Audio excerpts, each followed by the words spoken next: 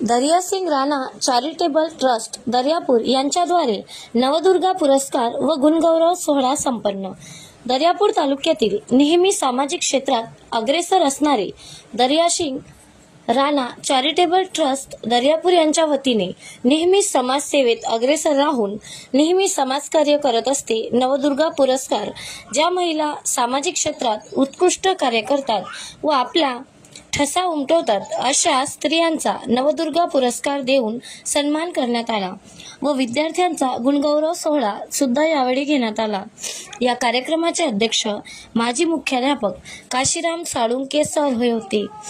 या कार्यक्रमाला सकारमूर्ती सौ मंदाताई बळवंत वानखडे, समाजसेविका दर्यापूर श्री गजानन लवटे, आमदार दर्यापूर अंजनगाव विधानसभा मतदारसंघ ज्योतिताई गजानन लवटे, पत्रकार गजानन देशमुख, रोहिणी फाउंडेशनचे अध्यक्ष किशोर ठाकूर, शिवसेनेचे जिल्हाप्रमुख अंकुश कावडकर, उद्योजिका पूनम पंपालिया।